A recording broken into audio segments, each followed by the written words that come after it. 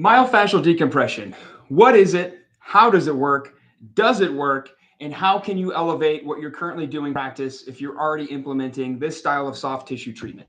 So let's take it from the top and let's talk about what is myofascial decompression, sometimes abbreviated MFD, and how is it different from cupping. So you may consider these in your mind to be synonymous, and that is very, very wrong. Why? Calling myofascial decompression cupping is really a misnomer because if we dig deep, people have been cupping each other for many, many, many thousands of years. It comes from Eastern medicine, and you may have seen it in practice. Maybe you do it in practice. Maybe you've seen it on social media or the internet, and you see people laying in a static position, sometimes with their whole body covered in plastic or glass cups, right? And so that is cupping. That is sitting in a static position. That is using things like meridian or chi points, the idea that maybe we're removing toxins from the body. And you may even heard of something called wet cupping, where we pull blood to the surface with a cup, and then maybe we puncture it with a needle or a knife, and we draw blood out of people. So all of that is kind of in the sphere of the term cupping. And what's very, very, very different about myofascial decompression is that we are using some sort of pump, manual or automatic, to get a decompressive effect through the tissue. And in the context of myofascial decompression, we are always including movement. We are never having people lay statically with just cups on their body. We are not educating them that we're removing toxins from their body or altering their chi or anything like that. And certainly, hopefully, you are not cutting people open and using the decompressive pressure of the cups to suck blood out of their body, right? And so that is the difference between cupping and myofascial decompression. Both use plastic or glass cups, but they come from very, very different paradigms in why we're using it, what we're doing, and the effect that we're hoping to have. So with myofascial decompression, we know now with MRI studies that when we put these cups on, if we have enough pressure, we know that we can put hundreds of millimeters of mercury of pressure through this cup, and that we can sometimes reach the level of the bone. And so we are decompressing not only just the skin and the fascia beneath the skin, but down to the level of the muscle, fascia between levels of muscle, and even deeper levels of muscle all the way down to the bone. And so thinking about the various levels, when you look at your forearm, for example, what is between you and the outside layer of your skin and the bone? Several layers of tissue. We have our epidermis, we have our dermis, we have superfascial tissue and fascia, we have deep fascia, and then we get into the fascia in and around the muscle. We have the epimysium, we have the paramysium, and we have the endomysium. And that we know with a large enough cup and enough pressure from one of our pressure guns that, again, we can reach the level of the bone. So we're using higher pressures combined with movement to create this decompressive and sometimes shear force effect on the tissue, combining the decompression with the movement. That is myofascial decompression, and that is how much different it is from traditional, maybe Eastern medicine, quote unquote, just cupping. So the second question and that we often get, and the second point I want to make is often, does it work? There is a lot of myths on social media and the internet that this is not doing anything, that this could never cause a change in tissue, and that is, team, patently untrue. Certainly, if you do this wrong, you can be very ineffective with this style of treatment, but if you do it right, it can be very, very effective. So I want to give a shout out to Dr. Chris DiPrato. He's a physical therapist out in the Bay Area of California. You may have heard of him. He owns the company Cup Therapy. He teaches myofascial decompression courses. We had the pleasure of taking one of his courses a couple weeks ago when he was here in Michigan, and we had a great time. In particular, I love to learn all the research he had to share. And some of that research around does this actually work is pretty mind-opening.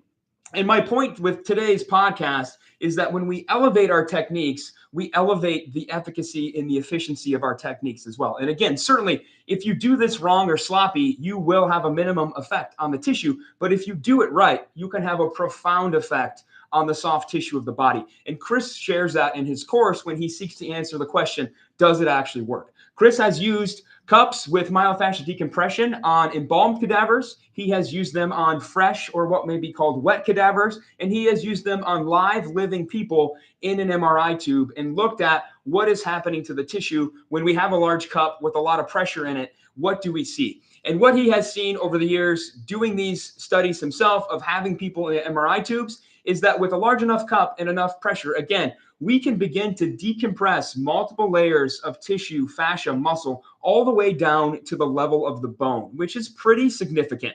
And that in general, the more hydrated the tissue, the more decompressive effect we have seen. So when he has tested this on embalmed cadavers, where all of the body water, liquid blood, everything is removed and the tissue is essentially dried out, we see a minimal effect when we use this technique. But when we use it on a fresh or wet cadaver or a living person that still has blood, all of the sorts of fluid that we have inside of our body, that we get a much more profound effect. And more importantly, looking at these MRI studies, we see that not only do we see that effect in the moment, but that we see that effect for at least 3 to 5 days after we have done the myofascial decompression. So what is it? It is a technique using high pressure with movement to create a decompressive effect and some shear force on the body. And does it work? Yes, if you do it right. So that's what I want to spend the rest of this podcast episode discussing. Before I do that, I just want to introduce myself. My name is Alan. I have the pleasure of serving as our Chief Operating Officer here at ICE and a faculty member in our fitness athlete and practice management divisions. This is Technique Thursday. On Thursdays, we either cover leadership topics or we cover technique topics. Today is a technique topic today. And it is Technique Thursday, which also means it is Gut Check Thursday. This week's Gut Check Thursday comes from our own fitness athlete faculty member, Joe Hanesco, who sent me a nice little number for you all to do this week. It is every 2 minutes, hop on a fan bike, an Echo or assault bike, hammer out 20 calories for the guys or 15 for the ladies. And then any remaining time in that 2-minute window, you're going to do max repetitions of a barbell thruster with the prescribed weight of 95 for guys and 65 for ladies. The goal there, getting hopefully at least 10 thrusters every round. And your workout is finished when you hit 75 thrusters. So the moment you hit that 75th thruster, you are done with the workout. So it rewards an aggressive start. It rewards somebody who can be aggressive on the bike, but still hop off and pick up that barbell and do big sets of thrusters. So if you try that and you hated it, send all that shade towards Joe. He's the one that came up with this workout. So send that his way. And then I just want to plug again, Chris DePrato, cuptherapy.com. He has live and online courses, a level 1 course, a level 2 course, both live and online. And if you finish today's episode and you want to learn more about this, maybe you're like me and you kind of just started doing this without any formal training. I promise you, if you take his courses, you will come away with a lot of very actionable stuff that's going to do nothing but elevate these techniques in your own clinical practice. So let's talk about this. Let's talk about practical application. First things first, if you have done cupping before, you have probably seen clear cups. What's the difference? We also have cups. These are rock pods. We have these in the clinic as well. What is the main difference? The main difference is that I cannot control the pressure with something like a rock pod. All I can do is essentially stick it on my skin and get whatever pressure comes out of it, right? That might be not enough pressure to do anything, and I may have to reset it. And then I basically am just getting lucky, maybe with enough pressure for the patient to maybe feel something. But this is not ideal. It does not have a way for us to control the pressure. It does not have a way for us to objectively measure how much pressure we're using. And most importantly, we can't see through this, right? We can't see the tissue. We can't see what's happening underneath the tissue. There is some important stuff that can happen inside of a clear cup that you'll want to see. And I won't steal Chris's thunder. I'll have you take his course to learn that. But it's really important that we have a clear cup and that we have some sort of control over the pressure, that we have some sort of pump gun, automatic or manual, to pump up the pressure and really be sure we're just not getting a random application every time we put on a cup like a rock pod. So what does that look like? We have a manual gun, right? It has a trigger here. You connect it to the cup and you pull pressure out, right? You decompress. And then with this style of cup, you just squeeze to let the air out. Now, what's great about Chris and Cup Therapy that has really made me feel good about this technique is they have solved the problem of how much pressure exactly am I using so that I can be sure if I repeat this treatment in the future, or maybe somebody else has to repeat this treatment for me, they're using the same pressure as me. Lo and behold, the automatic pressure gun, right? So you can see right here, if you're listening on the podcast, you can't see anything. So go over to our YouTube channel or our Instagram page and watch me on the video. But what you'll see here is we have a pressure gauge, right? And it's measured in millimeters of mercury. It goes from 0 up to 760 millimeters of mercury. And as you apply the cup, you will see the pressure gauge change, and that can dial you in more on how much pressure you're putting through the cup. And again, let you hopefully repeat that treatment in the future, and also be sure you're reaching the levels of tissue depth that you want to be working at. So this is a very, very great tool.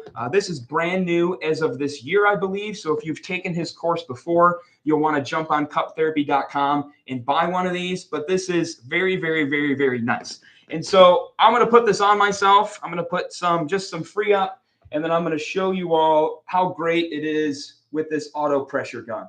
So just putting some lotion over the area where I'm going to apply the cup.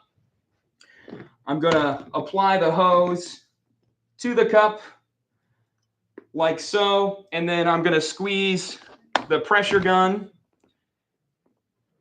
Doing this one-handed is super tough, but I think we can get it. There we go.